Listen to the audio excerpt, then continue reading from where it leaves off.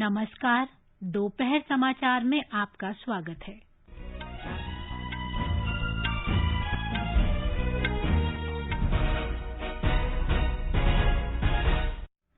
सरकार ने देश भर में मेडिकल ऑक्सीजन की आपूर्ति बढ़ाने के प्रयास तेज किए। उर्वरक संयंत्र रोजाना 50 मीट्रिक टन मेडिकल ऑक्सीजन उपलब्ध कराएंगे।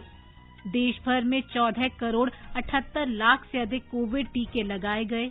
पिछले 24 घंटे में 2,61,000 से अधिक कोविड रोगी स्वस्थ हुए।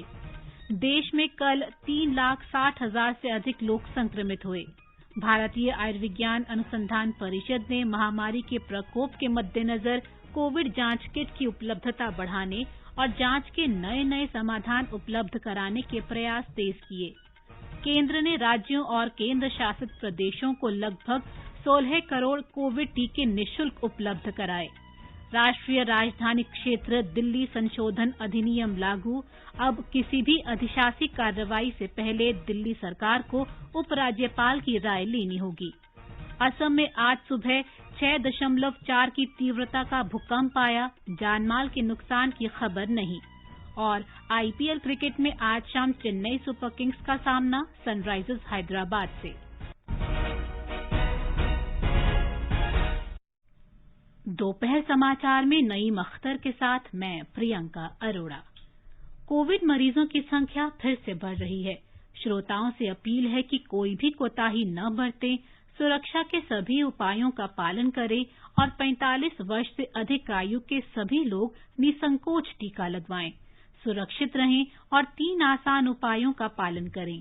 मास्क पहनें, 2 गज दूरी है जरूरी, सुरक्षित दूरी बनाए रखें, हाथ और मुंह साफ रखें। और अब समाचार विस्तार से। केंद्र सरकार ने बताया है कि उर्वरक संयंत्रों से आने वाले दिनों में प्रतिदिन 50 मीट्रिक टन चिकित्सा ऑक्सीजन उपलब्ध कराई जाएगी। इससे देश के अस्पतालों में चिकित्सा ऑक्सीजन की कमी दूर करने में मदद मिलेगी।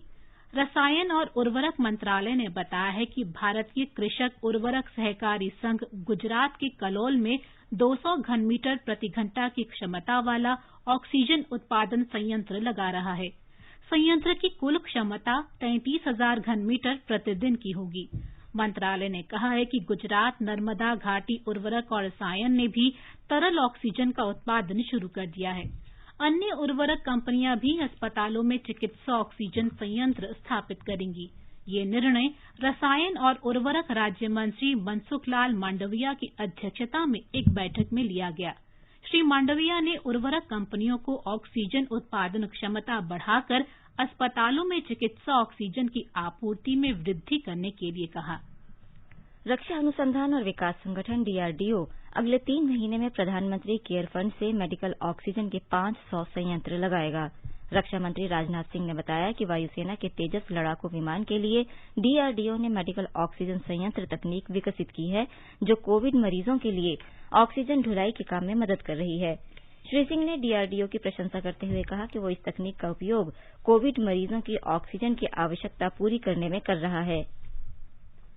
रेलवे ने महाराष्ट्र, उत्तर प्रदेश और दिल्ली को 6 ऑक्सीजन एक्सप्रेस से लगभग 450 मीट्रिक टन तरल चिकित्सा ऑक्सीजन की आपूर्ति की है। 26 टैंकरों के माध्यम से करीब 10,000 किलोमीटर से अधिक की दूरी तय करके तरल चिकित्सा ऑक्सीजन का वितरण किया गया है। रेल मंत्रालय ने कहा है कि देश के विभिन्न हिस्सों में तरल चिकित्सा ऑक्सीजन पहुंचाने का काम जारी है। प्रधानमंत्री नरेंद्र मोदी ने देश भर के स्वास्थ्य ढांचे में त्वरित सुधार के निर्देश दिए हैं। श्री मोदी ने कल उच्चाधिकारियों के साथ बैठक में कोरोना की स्थिति की समीक्षा की और ऑक्सीजन, दवाओं तथा अन्य स्वास्थ्य सुविधाओं की जानकारी ली। ऑक्सीजन उपलब्धता बढ़ाने के प्रयासों की जानकारी देते हुए प्रधानमंत्री को बताया गया कि राज्यों के लिए ऑक्सीजन आपूर्ति बढ़ाई गई है। पिछले 8 महीने में देश में तरल चिकित्सा ऑक्सीजन का दैनिक उत्पादन 5,700 टन से बढ़कर 8,922 टन किया गया है। प्रधानमंत्री ने अधिकारियों को पीएसए ऑक्सीजन संयंत्र यथाशीघ्र शुरू करने के लिए राज्य सरकारों के साथ मिलकर काम करने के निर्देश दिए। नागरिक उड्डयन मंत्री हरदीप सिंह पुरी ने कहा है कि एयर इंडिया के विमानों से विभिन्न देशों से फिलिप्स के 10,636 ऑक्सीजन कॉन्सेंट्रेटर्स लाए जाएंगे।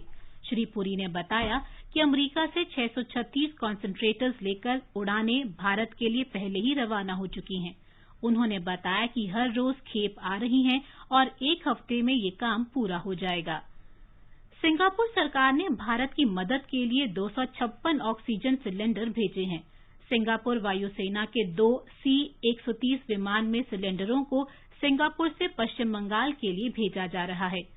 थाईलैंड भी आज 2 क्रायोजेनिक टैंक की दूसरी खेप भारत भेज रहा है।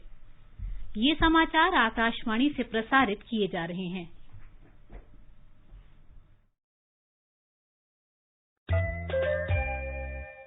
चलो मिलकर एक शुरुआत करें, चलो एक फैसला आज करें, मास्क नहीं तो टोकेंगे, कोरोना को रोकेंगे, चलो एक इरादा करते हैं, चलो कुछ वादा करते हैं, मास्क नहीं तो टोकेंगे, कोरोना को रोकेंगे। दोपहर समाचार में आपका फिर स्वागत है। देश में कोविड टीकाकरण अभियान सुगमतापूर्वक चल रहा है। स्वास्थ्य और परिवार कल्याण मंत्रालय के अधिकारी ने बताया कि कल 25,56,000 से अधिक कोविड टीके लगाए गए। अब तक कोविड से बचाव के 14 करोड़ 78 लाख से अधिक टीके लगाए जा चुके हैं। 18 वर्ष से अधिक उम्र के सभी देशवासियों के लिए कोविड से बचाव का टीका लगवाने के लिए पंजीकरण प्रक्रिया आज प्रारंभ हो रही है। इन लोगों को 1 मई से कोविड टीकाकरण अभियान के तीसरे चरण में टीका लगाया जाएगा। लोग कोविन पोर्टल cowin.gov.in पर पंजीकरण करा सकते हैं। हमारे संवाददाता ने बताया है कि इस चरण में पहले की तरह केंद्र सरकार के सभी टीकाकरण केंद्रों पर 18 वर्ष से ऊपर की आयु के सभी लोगों को निःशुल्क टीका लगाया जाएगा। इस फेज में टीकाकरण के लिए कोविन पोर्टल पर रजिस्ट्रेशन अनिवार्य है और वहीं से लोगों को टीका लगवाने की जगह और तारीख का पता चलेगा। पिछले चरण की तरह लोग इस फेज में सीधे जाकर टीका नहीं लगवा सकेंगे। लोगों को अपने मोबाइल नंबर के माध्यम से कोविन पोर्टल पर पंजीकरण करवाना होगा। इस पोर्टल पर उन्हें जरूरी जानकारियों के अलावा एक फोटो युक्त पहचान पत्र भी अपलोड करना होगा। इसके बाद उन्हें टीकाकरण की तारीख अपनी सुविधानुसार तय करना होगा। इन प्रक्रियाओं को पूरा करने के बाद मोबाइल पर पंजीकरण पुष्टि का एक मैसेज आएगा जिसे टीकाकरण के समय दिखाना होगा। इस चरण में केंद्र ने राज्यों और निजी अस्पतालों को भी उत्पादक से टीका खरीदने की छूट दी है। दिवाकर, आकाशवाणी समाचार, दिल्ली। केंद्र सरकार ने अब तक राज्यों और केंद्र शासित प्रदेशों को 16 करोड़ कोविड टीके मुफ्त दिए हैं। इसकी कुल लागत 14 करोड़ 89 लाख रुपए से अधिक है। स्वास्थ्य और परिवार कल्याण मंत्रालय ने बताया है कि 1 करोड़ से अधिक टीके अब भी उनके पास उपलब्ध हैं। मंत्रालय ने अगले 3 दिनों में 57 लाख से अधिक कोविड टीके राज्यों और केंद्र शासित प्रदेशों को भेजने का आश्वासन दिया है। महाराष्ट्र में टीकों की कमी के आरोप पर मंत्रालय ने स्पष्ट किया है कि राज्य को 1 करोड़ 58 हजार टीके दिए गए, जिसकी कुल लागत 1 करोड़ 53 लाख रुपए से अधिक है। मंत्रालय ने कहा है कि महाराष्ट्र के पास अब भी 5,06,319 टीके बचे हैं। मंत्रालय ने यह भी कहा कि अगले 3 दिनों में 5 लाख टीके और दिए जाएंगे। स्वास्थ्य मंत्रालय ने कहा कि टीके का तीसरा चरण 1 मई से शुरू हो रहा है। मंत्रालय ने बताया कि 12,92,000 से अधिक टीके उत्तर प्रदेश में, जबकि बिहार में 9,41,000 टीके बचे हैं। देश में कल कोरोना संक्रमित लोगों और कोविड से मृतकों की संख्या में रिकॉर्ड वृद्धि हुई। स्वास्थ्य मंत्रालय के अधिकारी ने बताया कि संक्रमित लोगों की संख्या बढ़ने से कई राज्यों और केंद्र शासित प्रदेशों में उपचाराधीन मरीजों की संख्या भी बढ़ गई है। पिछले 24 घंटे के दौरान रिकॉर्ड 3,60,000 से अधिक लोगों में संक्रमण की पुष्टि हुई। इस समय 29,78,000 से अधिक कोविड रोगियों का उपचार चल रहा है, जो कुल संक्रमित लोगों का 16.55% है। कोविड से स्वस्थ होने की दर और घटकर 82.33% रह गई है। पिछले 24 घंटे में 2,61,000 से अधिक कोविड रोगी स्वस्थ हुए। अब तक 1 करोड़ 48 लाख से अधिक कोविड रोगी स्वस्थ हो चुके हैं। पिछले एक दिन में रिकॉर्ड 3,293 लोगों की कोविड से मृत्यु हुई। साथ ही मृतकों की संख्या 2 लाख से ज्यादा हो गई। भारतीय आयुर्विज्ञान अनुसंधान परिषद के अनुसार पिछले 24 घंटे में 17,23,000 से अधिक कोविड जांच की गई। अब तक देश में 28 करोड़ 27 लाख जांच की जा चुकी है। देश में महामारी के बढ़ते प्रकोप को देखते हुए भारतीय आयुर्विज्ञान अनुसंधान परिषद ने कोविड जांच किट और जांच के अन्य नए समाधान प्रदान करने के प्रयास तेज कर दिए हैं। परिषद का कई वैश्विक एजेंसियों को आरटी-पीसीआर, घर पर जांच, एंटीजन, एंटीबॉडी एलिसा और रैपिड एंटीबॉडी जांच किट को मान्यता देने के प्रावधानों में छूट का प्रस्ताव है।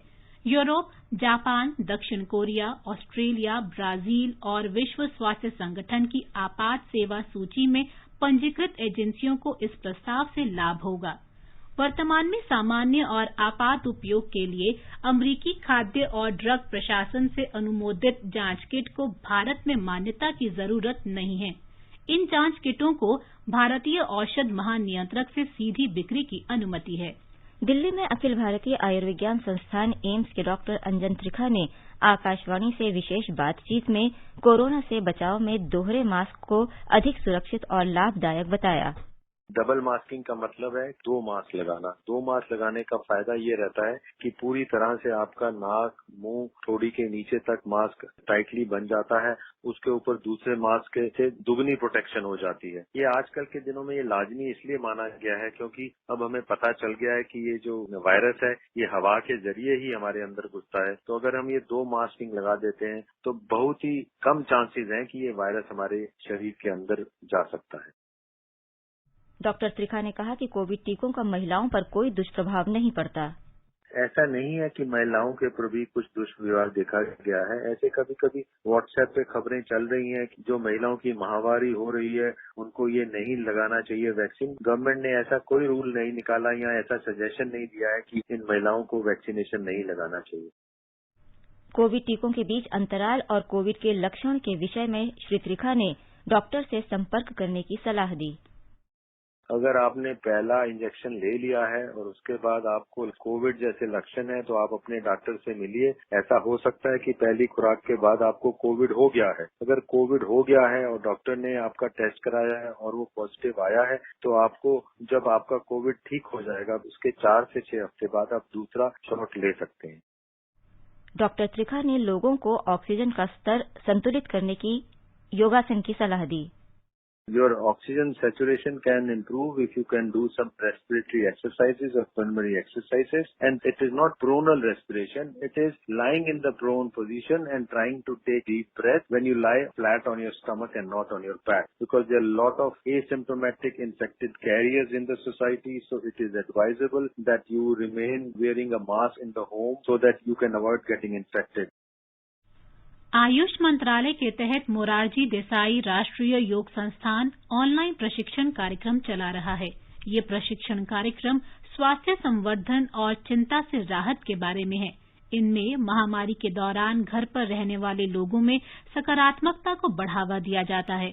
आयुष मंत्रालय ने कहा है कि संस्थान ऑनलाइन प्रशिक्षण कार्यक्रम के जरिए हजारों लोगों तक पहुंचा है और वे इससे लाभान्वित हुए हैं। भारतीय प्रौद्योगिकी संस्थान कानपुर के प्रोफेसर मनिंद्र अग्रवाल के नेतृत्व में अनुसंधानकर्ताओं के दल ने देश में कोविड मरीजों की संख्या में शीघ्र ही गिरावट आने का अनुमान व्यक्त किया है। आकाशवाणी समाचार से विशेष बातचीत में प्रोफेसर मनिंद्र अग्रवाल ने कहा कि उत्तर प्रदेश में कोविड रोगियों की संख्या में कमी आनी शुरू हो गई है। उत्तर प्रदेश का आकलन मेरा ये है कि हम इस समय जो उच्चतम स्तर है केसेस का उसको हम पार कर चुके हैं और अब हम नीचे जाएंगे। और ये पिछले 3 दिनों का यदि आप देखें केसेस का डेटा तो उससे भी ये दिख रहा है कि धीरे धीरे नीचे जाना शुरू हो गया है। प्रोफेसर अग्रवाल ने कहा कि विशेष गणितीय गणना सूत्र के अनुसार स्पष्ट है कि राज्य में कोविड के प्रमुख केंद्र लखनऊ में रोगियों की संख्या में गिरावट शुरू हो गई है। हमारे मॉडल के द्वारा ये निकल आ रहा है कि लखनऊ अपने उच्चतम स्तर को पार करके अब नीचे जाना प्रारंभ कर चुका है और आगे वाले दिनों में हम देखेंगे कि लखनऊ से केसों की संख्या लगातार कम होती जाएगी। प्रोफेसर अग्रवाल ने कहा कि मई के पहले सप्ताह के बाद कोविड महामारी की दूसरी लहर धीमी हो जाएगी और देश में कोविड रोगियों की संख्या में कमी आ जाएगी।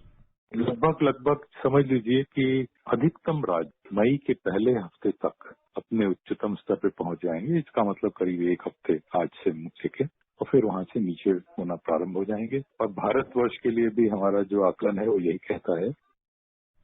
आगे बढ़ने से पहले मुख्य समाचारों पर एक नजर। सरकार ने देश भर में मेडिकल ऑक्सीजन की आपूर्ति बढ़ाने के प्रयास तेज किए। उर्वरक संयंत्र रोजाना 50 मीट्रिक टन मेडिकल ऑक्सीजन उपलब्ध कराएंगे। देश भर में 14 करोड़ 78 लाख से अधिक कोविड टीके लगाए गए। पिछले 24 घंटे में 2,61,000 से अधिक कोविड रोगी स्वस्थ हुए। देश में कल 3,60,000 से अधिक लोग संक्रमित हुए। भारतीय आयुर्विज्ञान अनुसंधान परिषद ने महामारी के प्रकोप के मद्देनजर कोविड जांच किट की उपलब्धता बढ़ाने और जांच के नए नए समाधान उपलब्ध कराने के प्रयास तेज किए। केंद्र ने राज्यों और केंद्र शासित प्रदेशों को लगभग 16 करोड़ कोविड टीके निःशुल्क उपलब्ध कराए। राष्ट्रीय राजधानी क्षेत्र दिल्ली संशोधन अधिनियम लागू। अब किसी भी अधिशासी कार्रवाई से पहले दिल्ली सरकार को उपराज्यपाल की राय लेनी होगी।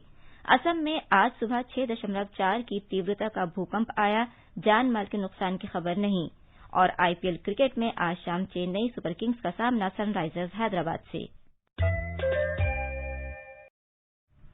जम्मू कश्मीर में कोविड मरीजों की वृद्धि का दौर जारी है। श्रीनगर जिले में सर्वाधिक नए कोविड मरीजों की पुष्टि हुई। हमारे संवाददाता ने बताया है कि श्रीनगर के उपायुक्त मोहम्मद एजाज असद ने अधिकारियों को चिकित्सा ऑक्सीजन और दवाओं की पर्याप्त आपूर्ति सुनिश्चित करने के निर्देश दिए हैं।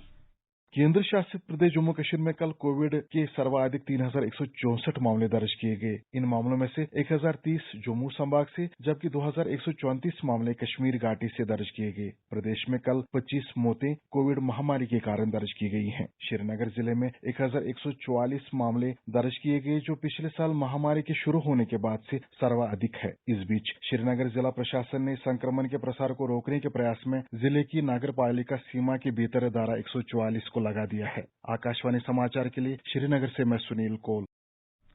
छत्तीसगढ़ सरकार ने 1 मई से शुरू होने वाले 18 वर्ष से ऊपर के लोगों के कोविड टीकाकरण के लिए आम लोगों से आर्थिक मदद करने की अपील की है। हमारे संवाददाता ने बताया है कि इसके लिए विशेष अभियान भी शुरू किया गया है। छत्तीसगढ़ के मुख्यमंत्री भूपेश बघेल ने बताया है कि 1 मई से शुरू होने वाले 18 वर्ष से ऊपर के लोगों के कोविड टीकाकरण के लिए छत्तीसगढ़ सरकार ने अपनी तैयारियां पूरी कर ली हैं। उन्होंने कहा कि राज्य सरकार की ओर से कोविशील्ड और कोवैक्सीन टीकों के 25-25 लाख डोज का संबंधित कंपनियों को ऑर्डर दे दिया गया है। उन्होंने कहा कि राज्य सरकार ने प्रदेशवासियों को ये कोविड वैक्सीन निःशुल्क लगाने का निर्णय लिया है। मुख्यमंत्री ने सामाजिक संगठनों और आम लोगों से अपील की है कि वे सरकार के इस कार्य में अपनी ओर से आर्थिक मदद कर सकते हैं। इसके लिए मदद का हाथ वैक्सीनेशन के साथ नाम से विशेष अभियान भी शुरू किया गया है। विकल्प शुक्ला, आकाशवाणी समाचार, रायपुर। महाराष्ट्र में कोविड टीकाकरण के तीसरे चरण के लिए 18 वर्ष से अधिक आयु के लोगों का पंजीकरण आज से शुरू हो रहा है। टीकाकरण 1 मई से शुरू होगा। एक रिपोर्ट। टीकाकरण के तीसरे चरण में टीका लगाने के लिए पात्र नागरिकों को cowin.gov.in पोर्टल पर जाकर पंजीकरण करना अनिवार्य है। केंद्र सरकार के टीकाकरण केंद्रों पर ये टीका निःशुल्क प्रदान किया जाएगा। इस चरण में टीका निर्माता कंपनियां अपने मासिक उत्पादन का 50% केंद्र सरकार को प्रदान करेंगी। शेष 50% मासिक उत्पादन राज्यों के साथ साथ खुले बाजार में बेचने की अनुमति इन कंपनियों को दी जाएगी। इसी बीच मदद तथा पुनर्वास मंत्री विजय वडेट्टीवार ने युवाओं को कोविड प्रतिबंधक टीका लगवाने से पहले रक्तदान करने की अपील की है। गौरतलब है कि टीकाकरण के बाद 2 महीने तक रक्तदान नहीं किया जा सकता, इसलिए ब्लड बैंकों में खून की कमी को देखते हुए टीका लगवाने से पहले रक्तदान करना आवश्यक है। माधुरी पांगे, आकाशवाणी समाचार, मुंबई। इस बीच राज्य में कोविड मरीजों की बढ़ती संख्या के कारण ऑक्सीजन का गंभीर संकट है। हालांकि जनजातीय बाहुल्य नंदुरबार जिला एक अपवाद है। हमारी संवाददाता ने बताया है कि ये जिला हवा से ऑक्सीजन उत्पादन में अग्रणी है और आत्मनिर्भर बनने के लिए कई प्रयास कर रहा है। महाराष्ट्र के आदिवासी बहुल नंदुरबार जिला अस्पताल को अक्टूबर 2020 में हवा से ऑक्सीजन का उत्पादन करने के लिए उत्तर महाराष्ट्र में पहली परियोजना निर्माण करने का सम्मान मिला है। वर्तमान में नंदुरबार जिला अस्पताल में 2 सरकारी ऑक्सीजन उत्पादन संयंत्र है, जो प्रतिदिन 250 जंबो सिलेंडर ऑक्सीजन का उत्पादन करते हैं। इससे 278 बेड ऑक्सीजन की आपूर्ति की जाती है। यहाँ तीसरा प्रकल्प शुरू हो गया है, जो रोजाना 60 जंबो सिलेंडर ऑक्सीजन का उत्पादन करता है। वर्तमान आवश्यकता के अनुसार जिला अस्पताल परिसर में एक तीसरी ऑक्सीजन ऑक्सीजन उत्पादन परियोजना स्थापित की जा रही है। हालांकि ये एक जंबो प्रोजेक्ट माना जाएगा, क्योंकि एक बार में 300 बेड तक ऑक्सीजन की आपूर्ति करने की इसकी क्षमता है। इसके जल्द ही पूरा होने की उम्मीद है। भावना गोखले, आकाशवाणी समाचार, मुंबई।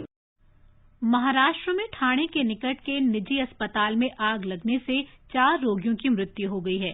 3 दमकल गाड़ियों और 5 एम्बुलेंस को घटनास्थल पर भेजकर आग पर नियंत्रण कर लिया गया है। 20 रोगियों को बचा लिया गया है। मध्य प्रदेश में कोविड से निपटने और आवश्यक उपायों के निदान के लिए आयोजित समीक्षा बैठक में मुख्यमंत्री शिवराज सिंह चौहान ने कहा कि राज्य में बड़ी संख्या में ऑक्सीजन संयंत्र लगाए जाएंगे। ब्यौरा हमारी संवाददाता से।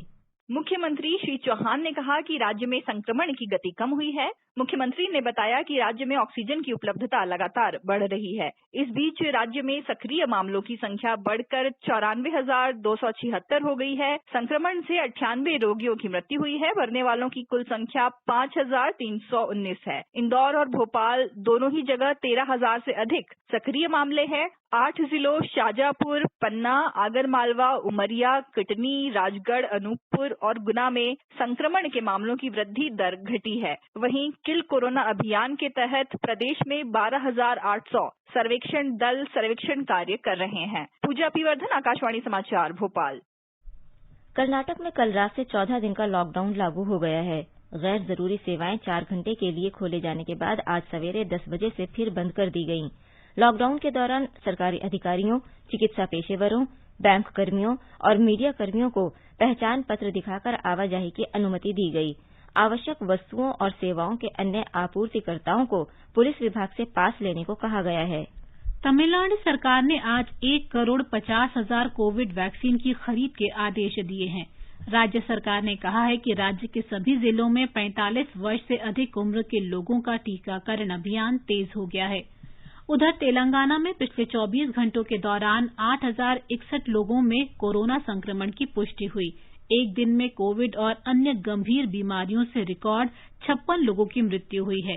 अब तक 2,150 लोगों की संक्रमण से मृत्यु हुई है। इस समय 72,000 से अधिक मरीजों का विभिन्न अस्पतालों में इलाज चल रहा है। तेलंगाना में कल 11,000 से अधिक टीकाकरण केंद्रों पर 1 लाख से अधिक टीके लगाए गए। अब तक लगभग 44 लाख टीके लगाए जा चुके हैं। एयर इंडिया ने अवैध स्रोतों द्वारा कंपनी में नौकरी के लिए फर्जी विज्ञापन जारी होने के बारे में स्पष्टीकरण दिया है। एयर इंडिया ने कहा, कंपनी भर्ती का विज्ञापन देश के प्रमुख समाचार पत्रों और कंपनी की आधिकारिक वेबसाइट पर प्रकाशित करता है। एयर इंडिया ने कहा कि फर्जी विज्ञापन से किसी को हुई हानि के लिए वो जिम्मेदार नहीं है। ये समाचार आकाशवाणी से प्रसारित किए जा रहे हैं। ताजा समाचार जानने के लिए आप हमारे Twitter handle @AIR News Hindi को फॉलो कर सकते हैं। ये आकाशवाणी है। सरकार ने 27 अप्रैल से राष्ट्रीय राजधानी क्षेत्र दिल्ली संशोधन अधिनियम लागू करने की अधिसूचना जारी कर दी है।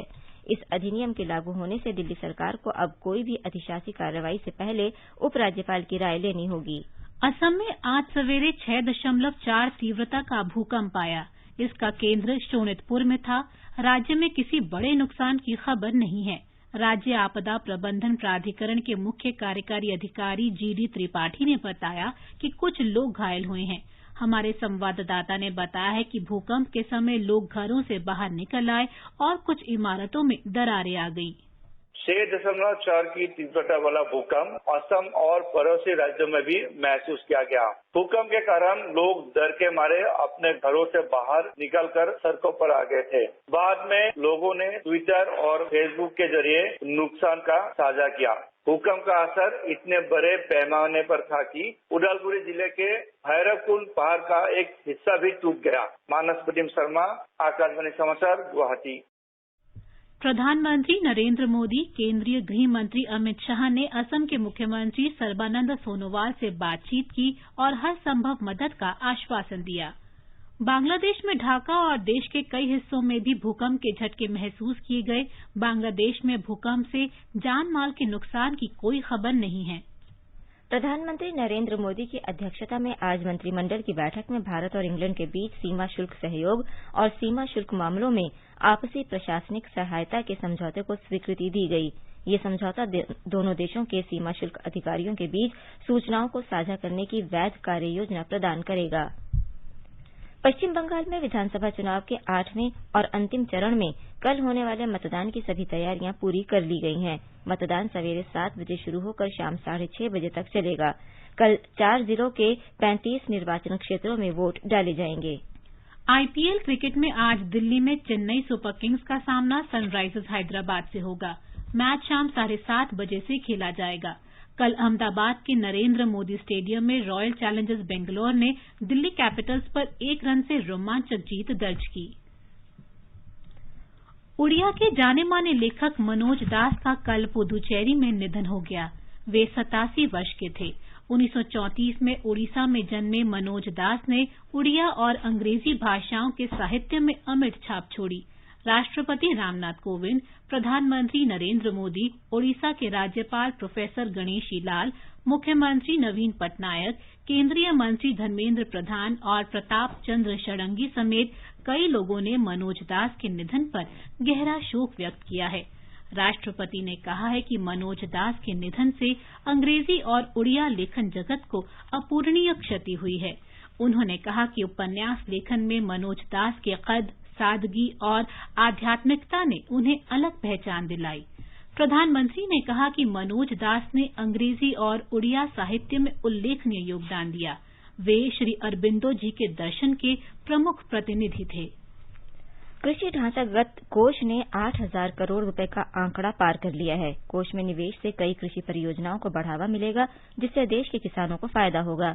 कृषि और किसान कल्याण मंत्रालय ने बताया है कि कोष के लिए 8,216 करोड़ रुपए के 8,665 आवेदन मिले हैं।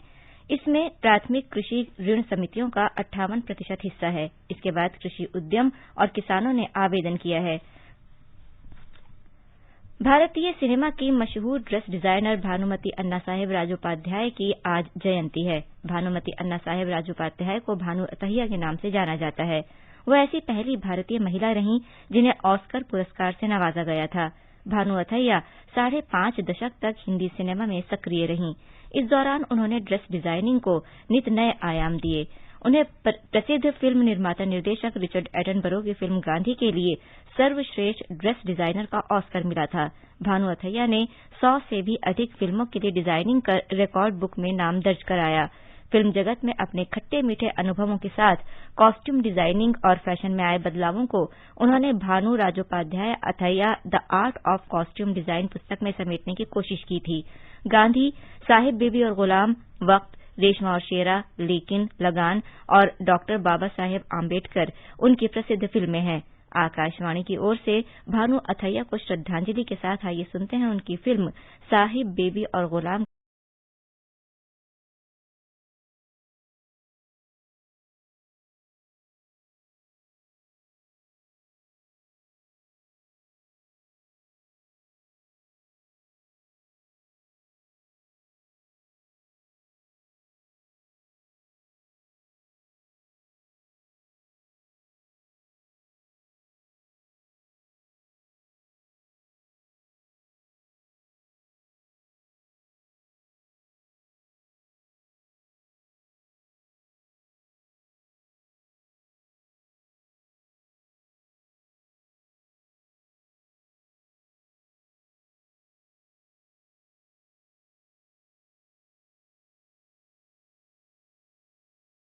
मुख्य समाचार एक बार फिर। सरकार ने देश भर में मेडिकल ऑक्सीजन की आपूर्ति बढ़ाने के प्रयास तेज किए। उर्वरक संयंत्र रोजाना 50 मीट्रिक टन मेडिकल ऑक्सीजन उपलब्ध कराएंगे। देश भर में 14 करोड़ 78 लाख से अधिक कोविड टीके लगाए गए। पिछले 24 घंटे में 2,61,000 से अधिक कोविड रोगी स्वस्थ हुए। देश में कल 3,60,000 से अधिक लोग संक्रमित हुए। भारतीय आयुर्विज्ञान अनुसंधान परिषद ने महामारी के प्रकोप के मद्देनजर कोविड जांच किट की उपलब्धता बढ़ाने और जांच के नए नए समाधान उपलब्ध कराने के प्रयास तेज किए। केंद्र ने राज्यों और केंद्र शासित प्रदेशों को लगभग 16 करोड़ कोविड टीके निःशुल्क उपलब्ध कराए। राष्ट्रीय राजधानी क्षेत्र दिल्ली संशोधन अधिनियम लागू। अब किसी भी अधिशासी कार्रवाई से पहले दिल्ली सरकार को उपराज्यपाल की राय लेनी होगी। असम में आज सुबह 6.4 की तीव्रता का भूकंप आया। जानमाल के नुकसान की खबर नहीं। और आईपीएल क्रिकेट में आज शाम चेन्नई सुपर किंग्स का सामना सनराइजर्स हैदराबाद से। इसके साथ ही दोपहर समाचार का ये अंक समाप्त हुआ। नमस्कार।